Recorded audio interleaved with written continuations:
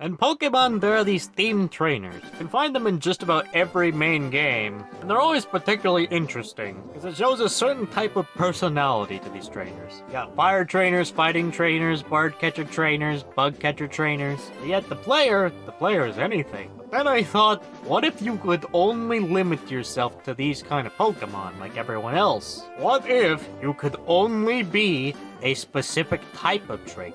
What if someone forced you to pick a specific type of Pokemon, and that was the only kind of Pokemon you could use? That's the idea behind this entire challenge. I am only allowed to use normal type Pokemon, or whatever Pokemon type I choose for the run. But first, let's set some ground rules. Number 1, I am only allowed to use Pokemon of that type. Pretty standard, really. Number 2, no duplicates. Essentially, I can't have an entire rat army, although that would be funny. Every Pokemon has to be unique. I'm also not allowed to use any previous evolution line. Only one evolution line per Pokemon. Number 3, if it has multiple types, I'm only allowed to use it as one type. And I'm only allowed to use that Pokemon as its one type. There's only a couple of exceptions to this, namely Fairy, because yeah, that sort of thing will be hard to do later on. Also because it was added much later on in the game's lifespan, it doesn't really count too much. The other exceptions to these rules is Eevee. The main reason being, if I'm going to use Eevee's normal form in this run, it would basically invalidate me using any of the evolutions for any of the other runs I possibly want to do for this if I like it so much. So in other words, Eevee is the only exception to this rule. However, I am only allowed to use the evolution of the accepted type. No exceptions. Although that does bring the question up of the starter Pokemon. I'm allowed to use the starter up until I get a Pokemon of said type. If needed, I'm allowed to battle with the Pokemon, train the Pokemon, and evolve the Pokemon. However, the moment I get a Pokemon of the appropriate type, it goes right in the box. This is just to make the game, well, playable. I mean, I could get a ROM where it's like, oh, you start with an Eevee, but I feel like that would kind of be cheating. And that does bring up the question of the legendaries. Absolutely no legendaries. Simply put, they're too powerful and would completely invalidate the run. Oh sure, it would be kinda cool to have a legendary, but you wouldn't use the other Pokemon. And that would defeat the entire point of this run. To give the underused Pokemon some love.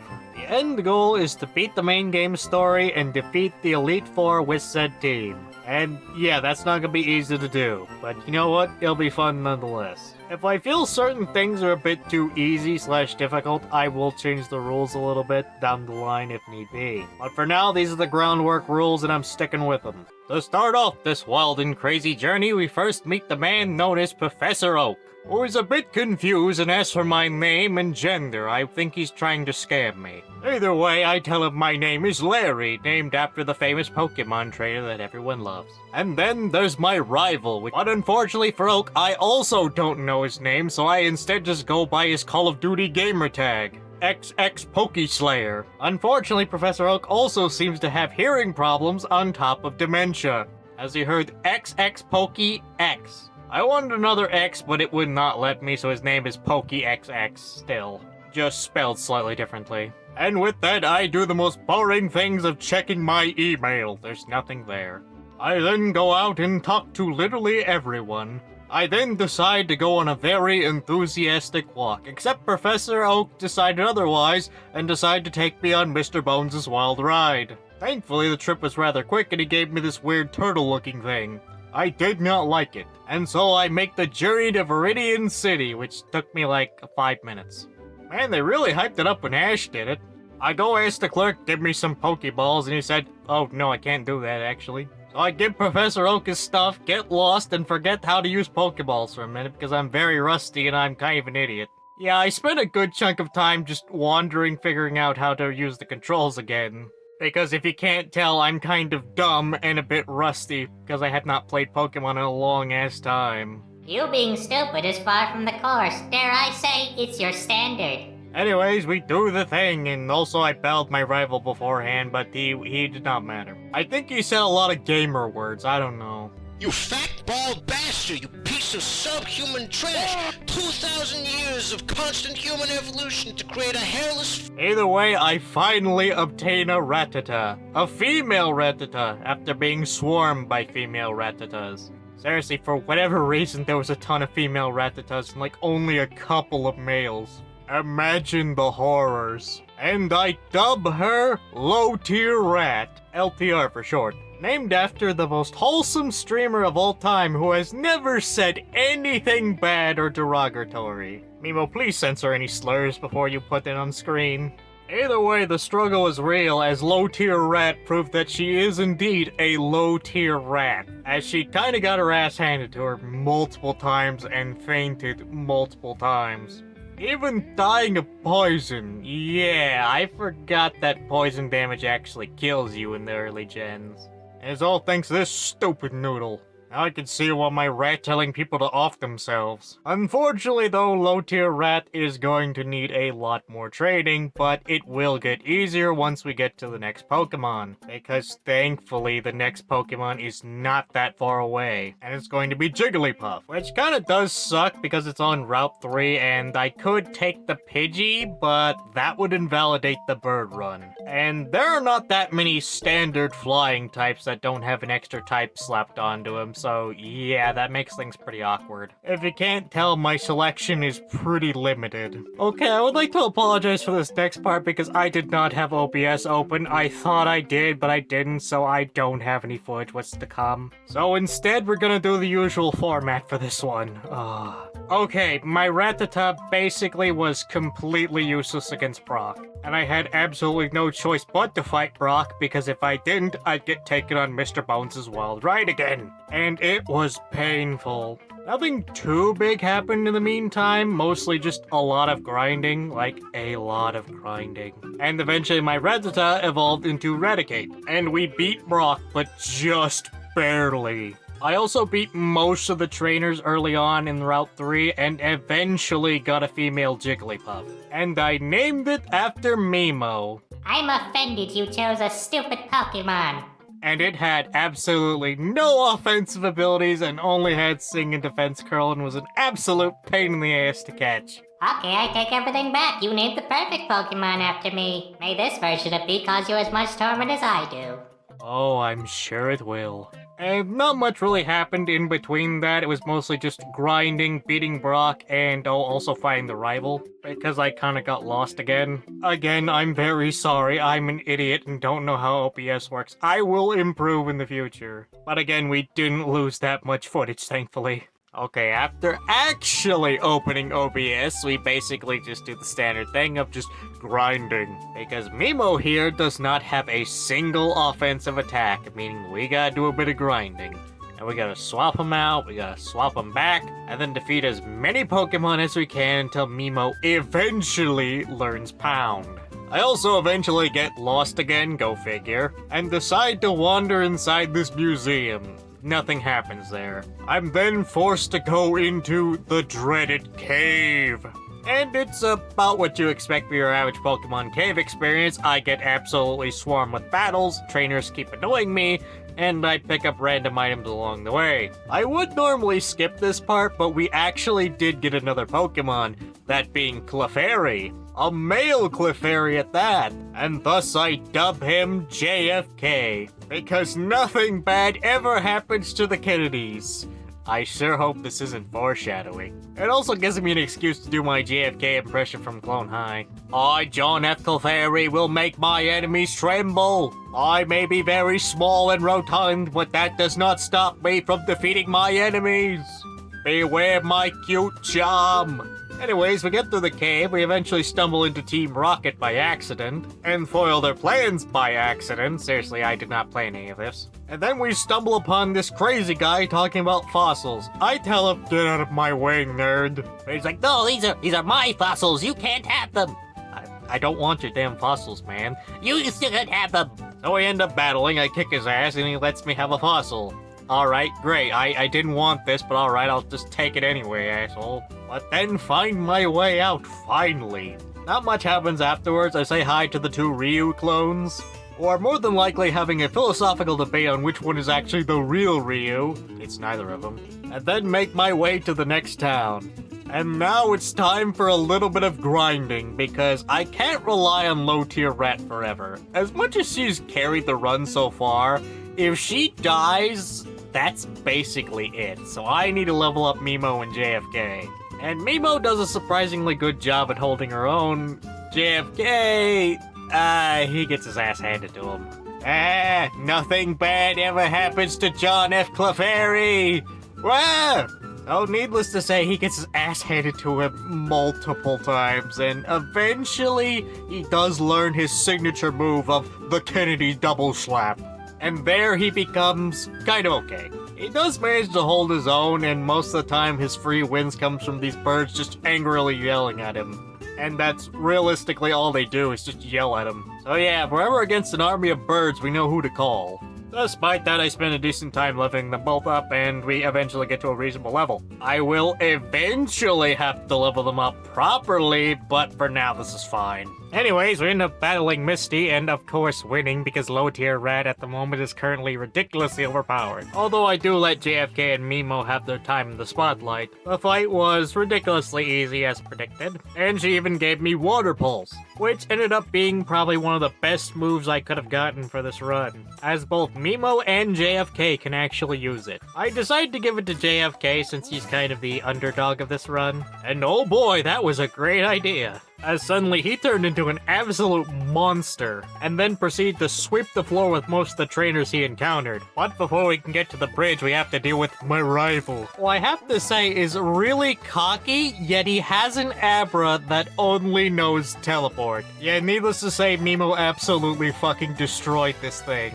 Like, this guy does not have the same restrictions I do, and yet he still has shit Pokemon. And yet he still has the goal to trash talk me. Man, he truly is a Call of Duty gamer. Anyways, we go across the bridge, we beat up all the trainers, and turns out this was actually a scheme for Team Rocket. And I end up foiling their scheme again by pure accident. Man, that seems to happen quite a bit. We then go into this random guy's house, and actually it turns out this Clefairy actually owns the place. Oh wait, never mind, it's actually just someone who just transferred their consciousness into the Clefairy. So a horrible science experiment gone horribly wrong. I mean, he acts all confused like this is never having me, but my Clefairy literally talks like John F. Kennedy, so this is nothing new to me. Anyways, we help him out, and eventually he gives me this ticket. I then walk away disappointed, knowing that no one will ever believe me that my Clefairy talks like John F. Kennedy. After returning to town, we find out that the policeman has moved, because Team Rocket is once again up to no good. And unfortunately, this is kind of the only way, so we have to go to the house. And then we foil their plans again by complete accident. Man, I can't tell if Team Rocket is just really incompetent or somehow I'm just really competent by complete accident. Anyways, we move on, eventually take the route we're actually supposed to go, because apparently the road's blocked for whatever reason. I had to learn that the hard way. And eventually we get a Meowth that I forget to name. So I have to take him all the way back to the PC box and eventually catch another one. Now I can already hear someone angrily typing in the comments, "Oh, this invalidates the run. You have actually caught 2 Pokemon. You said no duplicates." Okay, allow me to clarify, I'm not allowed to use duplicates in battle. If I want another of the same Pokemon, I'm allowed to, just not allowed to use it in battle. That is a very important distinction. So I go and catch another Meow. And I, of course, name him what everyone was probably expecting me to name him. Garfield. Although you could argue I actually named him after James Garfield, the president Garfield's named after, and if you didn't know that, well, now you do. Or Andrew Garfield if you prefer the Amazing Spider-Man. Anyways, Garfield joins the team. I'm here to kill cats and eat grub, and I have a lot of grub. And that actually brings us very close to the complete team I'm actually aiming for. Yeah, believe it or not, we're actually not too far off from the complete team. I'll still probably pick up a couple different variations of the Pokemon, like a Ditto for instance, just for funsies, but you know, that's beside the point. After we get Meowth, I then decide to trade him up, and it was painful. It wouldn't be so bad had it not been for my old arch nemesis Poison Damage returning. It turns out XX Pokeslayer was actually in fact not my rival the whole time, it was in fact Poison Damage! Because yeah, Garfield kinda got completely destroyed by poison every single time. And ironically enough, it was by a different kind of noodle. I knew I couldn't trust those damn noodles. Until I have to trust these damn noodles for their respective runs. And yeah, training up Garfield is not exactly easy because of this. He just constantly kept dying and dying and dying, all because of poison damage. But thankfully, JFK was there to give him some inspiring words. Do not fret, my friend Garfield. You will eventually persevere. Even though snakes are very scary, please do not put me anywhere near them. And eventually, he gets to a pretty reasonable level after a metric ton of grinding. Anyways, we then make it to the next town, and this old man then goes on a rant about how his Pokemon is so great. In fact, he rambles so much, he gives me a bike voucher for a free bike. Man, I wish bikes were as cheap as they were in the Pokemon world, that they're just giving them away. You know how much a nice bike costs nowadays? Like 200 bucks. And speaking of costing a lot of money, Garfield learns a couple different moves, notably Aerial Ace. Yeah, I was kinda surprised he could actually learn that move, but apparently he can. He also learns the move Payday, which basically lets me print money. Man, I didn't know Garfield printed money on top of committing tax evasion. Taxation is theft. No wonder he works for Team Rocket. And yeah, as you can probably tell, this allows me to print money. I don't abuse this ability too much, as money in Pokemon is kinda worthless. Especially since I'm realistically not going to need that many Pokeballs, especially since I'm not going to be bothering capturing every single Pokemon, just the normal types. And only a couple normal types at that. We eventually use that free ticket we got from that weird Clefairy that seems to think it's a human. Not to be confused with John F. Clefairy, mind you. We go there, we say hi to some of the passengers, we then meet up with the rival again, kick his ass because his Pokemon still suck, and eventually meet with the captain and, give him a back rub. Well, this suddenly got weird very quickly now, didn't it? I have no idea what you are talking about. This is just a consensual back rub. There is nothing wrong with this. Why are you making this weirder than it is? Well, you do have a point, Mimo, but at the same time, this is still kinda weird. Anyway, after demonstrating my magic fingers, he gives me the TM cut, and I can finally cut down trees. And Garfield can suddenly cut cake. Cake. And I mean, cut's actually not that bad of a move on its own. Yeah, it has utility, its primary use is just its utility, but it's not that bad of a move, all things considered. And it does prove useful when grinding even more for Meowth, because yes, Garfield here literally kept grinding. And then we eventually make it to the cave. Oh dear, this cave was awful. If you thought the previous cave was bad, you've seen nothing. I would normally skip this part, but you're going to watch every second of me suffering and dealing with all the Geodudes. I know a lot of people don't like Zubat for this reason, but in my opinion, the Geodudes were far worse. If I don't have to see another Geodude anytime soon, it will still be too soon. I just gave up so many times and just eventually caved and looked at a guide. And you want to know the even funnier part? I was super fucking close and got it right a couple of times. I mostly just hugged the wall, and eventually I did get it right, except I missed the exit. Yes, I literally just reenacted that one meme in particular by pure accident, and yes, it was really funny in hindsight, but in general, it was still painful,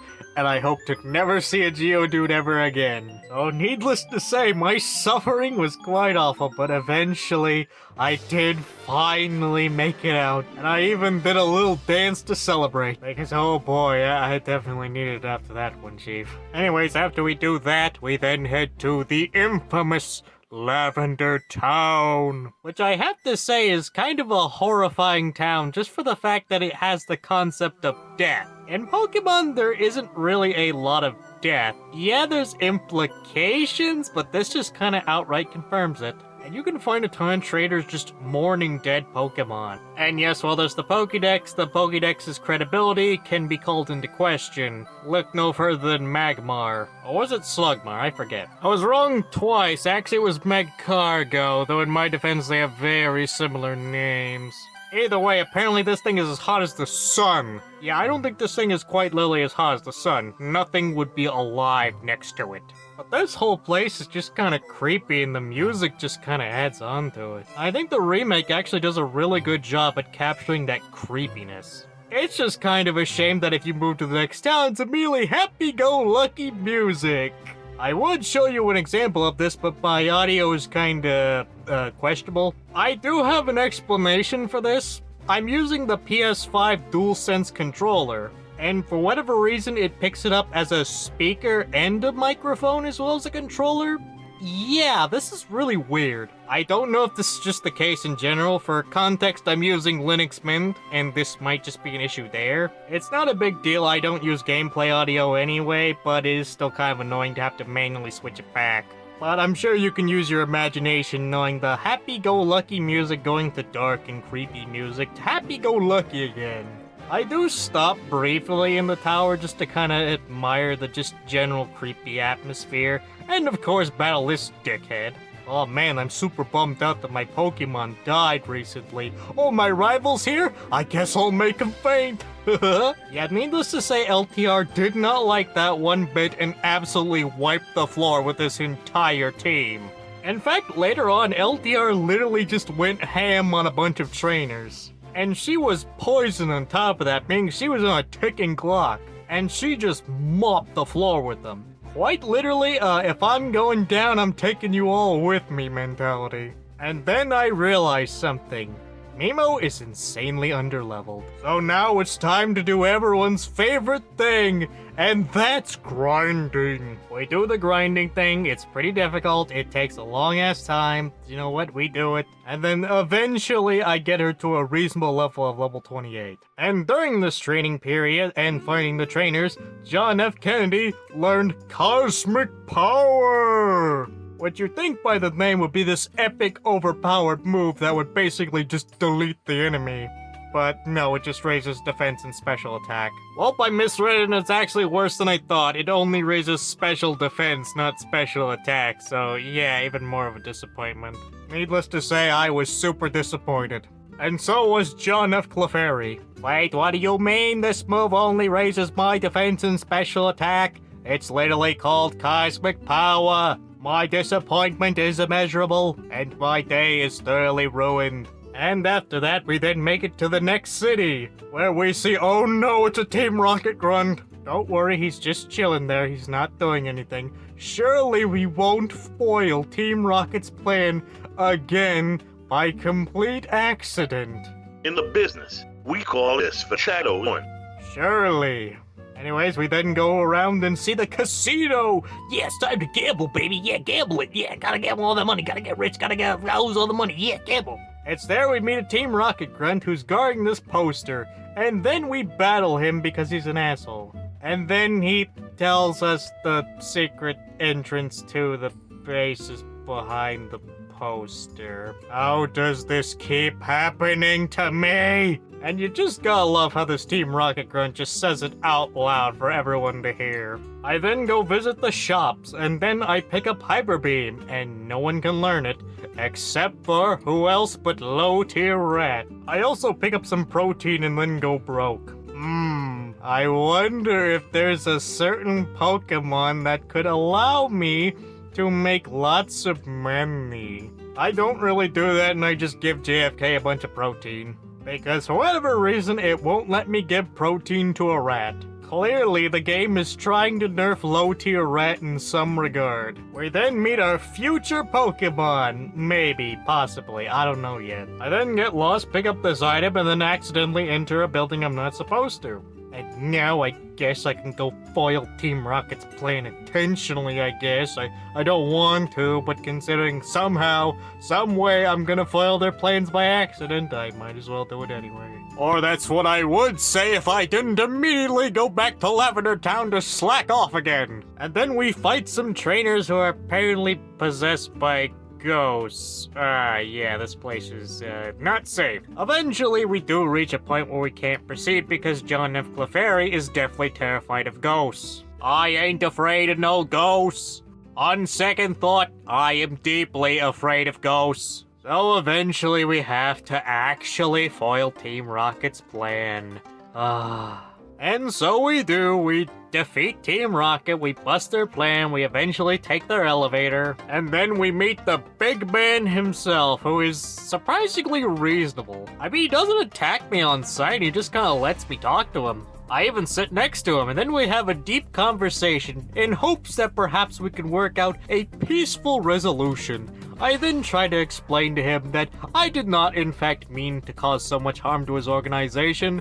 I am just weird, and sometimes things just happen around me. It's not my fault I keep bumping into Team Rocket's organization and foiling their plans. I didn't mean to. Yeah, he didn't believe a single word of what I said, and we ended up battling. And as you can probably guess, LTR made quick work of him. And then he drops this convenient item that allows us to see ghosts. But actually, it turns out they weren't ghosts at all, they were actually Ghastlies. I mean, yeah, you can kind of tell from the sprite. Although, side tangent, the original sprite, in my opinion, is much better and a lot more creepy. And as it turns out, this mysterious force blocking us was a Pokemon that LTR basically just destroyed. We then foiled Team Rocket's plan again. We then meet Mr. Fuji, who then teleports me to his house, and then gives me this mysterious flute that can apparently awaken Pokemon. Foreshadowing. And speaking of foreshadowing, I also found a moonstone in Team Rocket's lab. I wonder if that'll be very important for a certain US president. And another important move is Hyper Fang. What I meant to say was Super Fang, except I'm an idiot, and you can actually see this in the footage, which is not intended, but it is really funny. The reason this is important is this thing will basically allow me to capture any Pokemon I want, and more specifically this fat bastard Snorlax, who was an absolute pain in the ass to catch, but eventually we did get him. And I dub him Jack Black.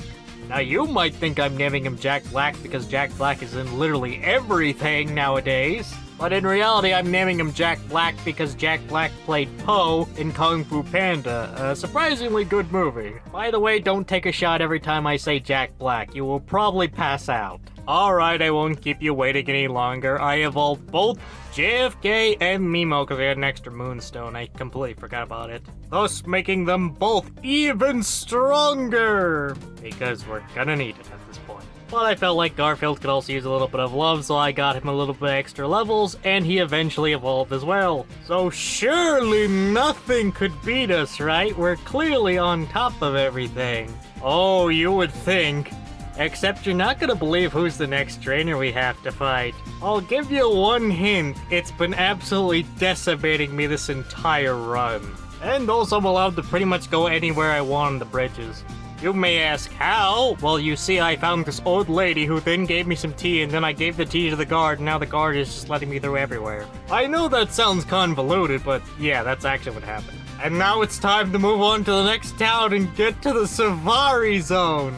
Now here's the part where I tell you that the Safari Zone was an absolute success. We got Tauros, we got Kangaskhan, and we're both happy. But oh no, I got reminded real quick why I never go to the Safari Zone. I kid you not a single Kangaskhan, not a single Tauros, but every single Pokemon was contraband. And I went at this like 4 or 5 times, and it was just painful. I just got so angry that I just started throwing rocks. In fact, I got so angry, I accidentally threw a ball instead of a rock, and accidentally caught an execute.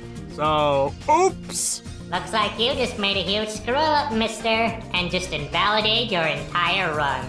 Don't remind me. Although, I'm going to let this one slide. What do you mean you're going to let this one slide? That goes against your own rules. Okay, I'm not going to use the execute. It's gonna go straight into the PC box, and I'm going to pretend like this never happened, and since it was an accident, and I didn't intentionally catch one, then it's just still fine. I'm just not allowed to use it at all. Needless to say, I just gave up on the Safari Zone and just pretended like this didn't happen.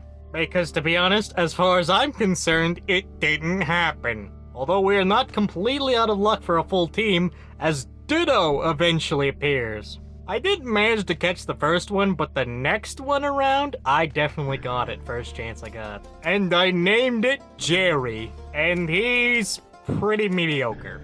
All of that has to do with the fact that Transform is just an absolutely terrible ability. On paper, it shouldn't be too bad, but it puts you at a significant disadvantage for what is pretty mediocre value, on top of your moves basically being slashed. And unfortunately, this is the only move Ditto can learn. But if I want to have a full team, this is all I've got besides an Eevee. And to be honest, I'm not entirely sure how well a basic Eevee will do in the future. And so we challenge Koga, or at least attempt to, because his smoke and mirrors tricks. And yeah, as predicted, we get absolutely folded. Who knew the poison type trainer, the type of damage that has been giving me trouble this entire run, would absolutely give me even more trouble? Who could have thought that? So now it's time to do what everyone was expecting, and that's more grinding. Yep, this is gonna take a while. I'm gonna do you all a huge favor and just skip ahead. We finally now get to face Koga on a proper fight, and this time Jack Black is actually able to handle himself. A big thing was just kind of his ability that made him completely immune to poison damage. In other words, he basically just completely wrecked Koga's entire team, and what kind of really helped with this was the Rest and Sleep Talk combo. To give a quick explanation, Rest puts Snorlax to sleep, and Sleep Talk uses one of his moves when he's asleep. In other words, Jack Black is committing war crimes in his sleep. More at 11. Outside of that, nothing really of note happens in the fight. Let's do it! Ah! Medic!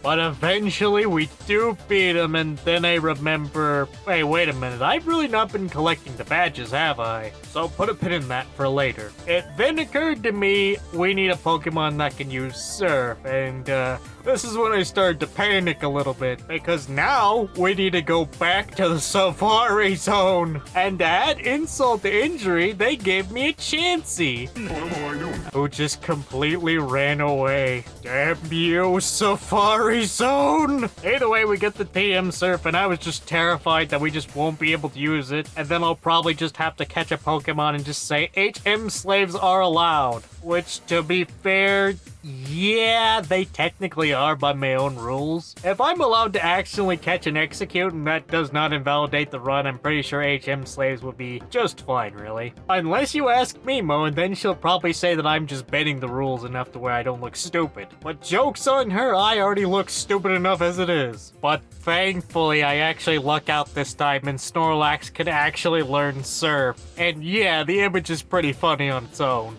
We then retrace my steps, go back to the previous town because I forgot to beat the gym leader there. Oops. Yeah, needless to say, after the Koga fight, this was just an absolute joke. Not much to say past that, really. And then we get to the next town, which is crawling with Team Rocket grunts. Oh. Hey, you know what? Screw it. I'm tired of these Team Rocket grunts just randomly showing up. I just want to have a normal, quiet life, and these Team Rocket grunts just show up, making everything complicated. This time, I'm gonna foil their planes out of pure spite. So we go in the tower and we make sure every Team Rocket grunt knows to stay out of my way. And we also find a key card and also free the individuals who were trapped in here because they were kidnapped by Team Rocket, but that's just coincidence. We also pick up a ton of vitamins and supplies, and Mimo learns an entirely new move, Focus Punch, which on its own is pretty bad, until you realize that Mimo actually knows Sing. In other words, she can put them to sleep and then just sucker punch them. And it's surprisingly effective. Unlike when she attempts it on me, it just never works. At least she's successful at knocking out Pokemon. And needless to say, I kinda got lost a lot of times, just kind of consulting the guide and then eventually figuring things out. We also meet the rival again, who I just don't care at this point. I'm just so sick of these Team Rocket grunts that I could just care less about the rival at this point. He can go back to playing Call of Duty for all I care, or maybe he's into Fortnite nowadays, I don't know. And then this man gives me an unsolicited Lapras. Okay, now that I say that out loud, that sounds a lot worse than I thought. Either way, I can't use this Lapras, and it goes straight into the box. So yeah, that rule I placed earlier, yeah, that kind of saved my ass really big this time. So I was just not expecting him just to randomly give me a Lapras. And then we meet the big man himself, and instead of talking, we just do our battling, and then we beat him, and then he just runs away. We then meet the CEO who gives us a Master Ball. Oh boy, I can't wait to use this on a Rattata, because unfortunately legendary Pokemon are banned. Maybe I'll still catch it for funsies just to make it easier, or maybe I won't, who knows. Still not allowed to use them, but still, that's not against the rules technically. And then we meet up with Sabrina, who is, oh god, another puzzle. Can you tell I'm not a fan of Pokemon's puzzles? Anyway, Sabrina was kind of a joke, and I can sum it up with one sentence. Who would win, an all-knowing psychic or one US president in the body of a Clefable? Spoilers, the US president won. Don't fuck with this, Senator! Okay, that was 2 sentences, but you get the point. After all that said and done, it's now time to move on to the next town, is what I would say if we didn't have to go through Seafoam Caves to do, you guessed it, more puzzles. And spoiler, there's going to be even more puzzles, and now I have to suffer even more with these terrible puzzles that are just filler. I'm sorry if you like these puzzles, I don't. I think they're boring, a huge waste of time, and a huge takeaway from the actual gameplay. They're just incredibly boring, infuriating, and just make me want to quit right then and there, but I've already come this far in editing, so I have to get it done, otherwise the sunken cost fallacy will set in. And to make matters worse, I have to go back to the Safari Zone to get strength. So much fun! Anyways, after consulting the guide, getting strength, and finally getting through this, no, I'm not even gonna bother. We have to go to the Pokemon Mansion and do even more puzzles. At least we get to do a little bit of grinding because the Pokemon here are actually relatively close to our level. There's just one problem. Do you remember that Demo Man joke I made a few moments ago? Well, it's returned, and it seems like half of Scotland is in this one entire mansion. Because every coughing and every wheezing knows self-destruct. And almost every time they self-destructed, taking my Pokemon with them and thus my XP. This was especially annoying for Jerry, who just kinda sat around doing nothing. At this point, I'm just convinced Jerry is just here for emotional support. And frankly, maybe we need it with how much these puzzles are driving me insane. After all that, it's now time to challenge Blaine, and he was not actually that big of a deal. Except for his final Pokemon, which actually did give me a decent amount of trouble. We then head back to the beginning and then reminisce a bit, and then realize we've come a long way, especially LTR. After all, this was her home. Kinda crazy to think about how far she's come. A humble rat into soon-to-be champion. Oh, I also completely forgot the Battle Surge way early on. Oops, he was just kind of a joke. I hate his puzzle though, and I had to use my time powers. Now you might say that this is cheating. I say I don't want to deal with this stupid puzzle. And also, who do you think you are, Professor X? Well, if you're Professor X, then you owe me $5. Anyways, we beat him, absolutely destroy him, and I let Garfield have most of the fun this time. It's then time to go back to where it all started, almost. And then meet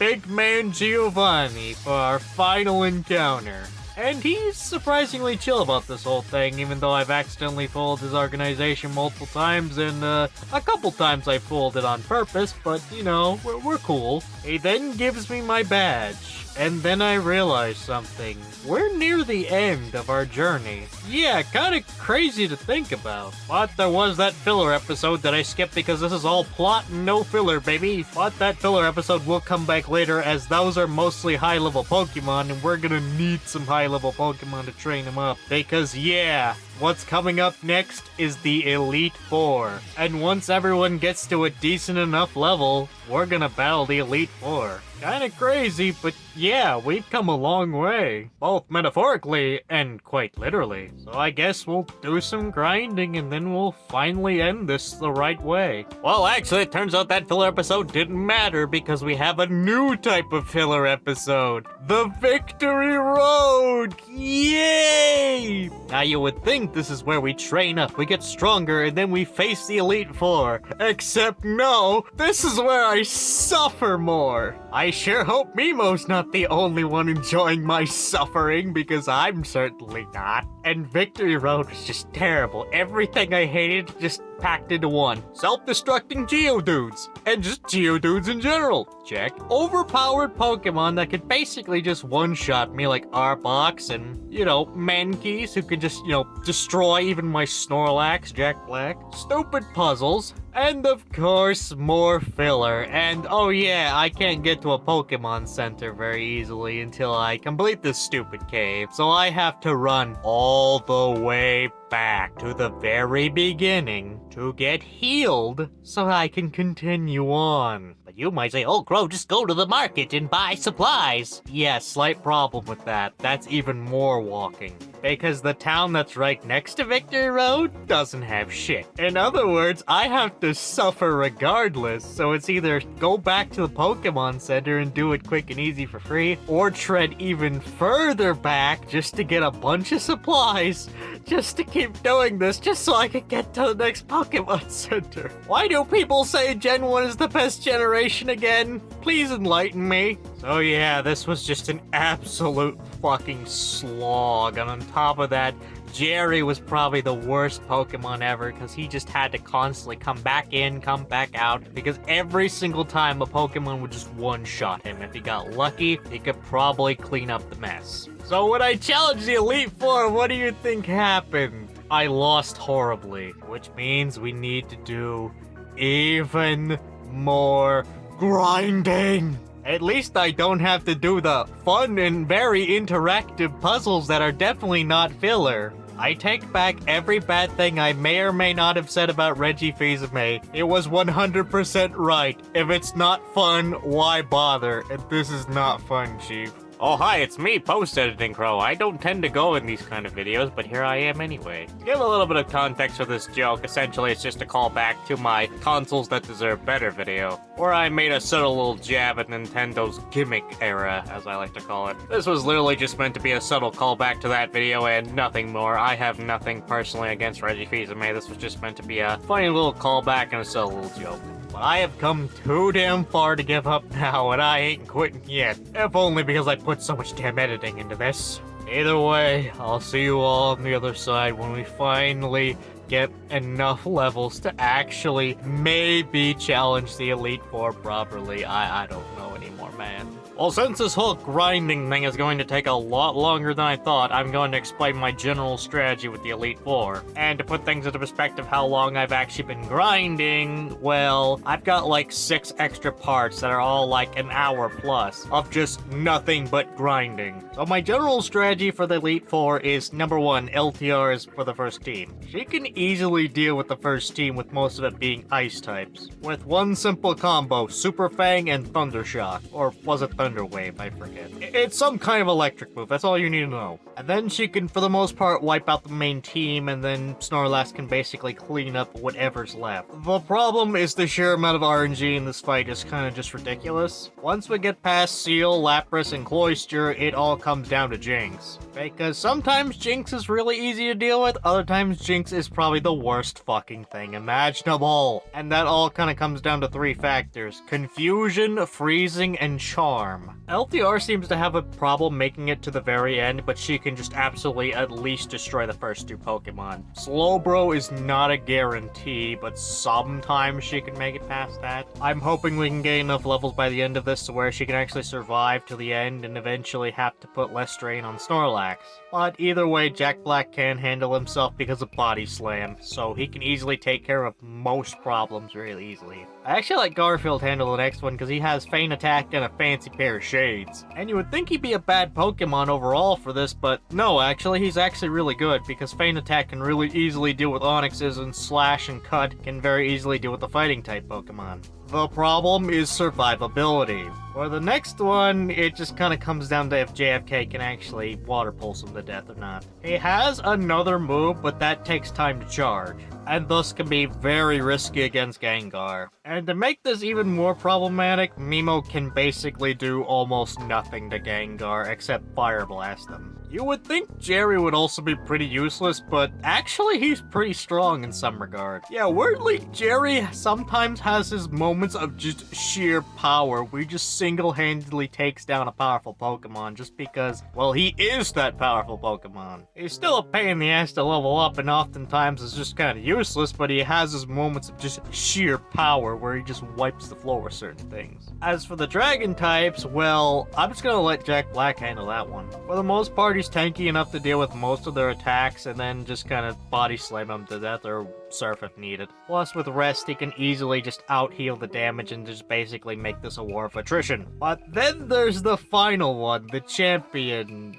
Yeah, that's probably going to be a huge problem. I don't really have a strategy for this one other than just see who makes it till the end and see if we can beat him then. Yeah, kind of the problem is his team is just kind of a hodgepodge of other things. It's going to be a problem because a lot of them are evolved Pokemon, but not impossible. We kind of just need a high density of just good enough Pokemon. I don't know if we'll actually be able to make it there in a reasonable amount of time or if we'll end up being level 100 before we actually beat the game. Because, again, a lot of this just comes down to RNG, because, yeah, that's simultaneously my worst enemy and my best friend in certain attempts. Anyways, I'm gonna go back to grinding, and I hope that this doesn't take a week to finish, because, yeah, this is basically taking a week of time just to grind out everything. By this point, I'm done playing fair. I'm gonna use items. I don't like to use items because I think they feel a bit cheap and kind of cheapen the experience, but I don't care. I want this to be done and over with. I got revives, I got max heals, and I got 3 things that I actually did not know were in my inventory that can restore the moves of my Pokemon, which kind of screwed me over in my second to last attempt, but we don't talk about that because I'm not showing you the footage. Either way, we finally managed to beat through the Elite Four. Was it easy? Absolutely not. But one absolute hard carry was Jack Black, who body slammed his way to victory, and also everyone else really did help. Was the Elite Four an easy task to take down? Absolutely not. But was it a challenging task that we eventually persevered in? Absolutely. And Jerry just kind of sat there doing nothing. But to end this off on a sweet note, I let Mimo get the final blow on that Venusaur, rubbing in this Call of Duty enjoying asshole's face for one final time, and becoming the champion and entering the Hall of Fame. I don't really care that much. Proving, yes, you can indeed beat Pokemon Fire Red as a normal type trainer, but then again, you probably knew that anyway, as it was not about the question, it was about the journey, and the friends we made along the way, and also... Oh, well, you can't, you savvy meatbag. Everyone knows this crap, so why waste their time? I was gonna do a cool speech and everything. But now since you ruined it, I guess we can do the outro. Finally, I want to get out of here and recharge. If you enjoyed this video, well, honestly good. I put a lot of effort into it, and yeah. You might think this took a while because of the length, but I've actually just been pretty busy, and this is pretty much the only thing I could work on, and thought this will be a good way to get something done and out there for, you know, a while, because I've been rather busy as of late and haven't been able to work on videos. As much as I enjoy them, I do have to pay the bills at some point. With that, I hope to see you all next time, and I probably will do this again at some point, and probably mix it in from time to time with my regular content. And also, if you're new here, consider checking out the regular content. If you like my sense of humor, you might enjoy it. But with that, that's all for now, and I hope to see you all next time. If there is a next time anyways.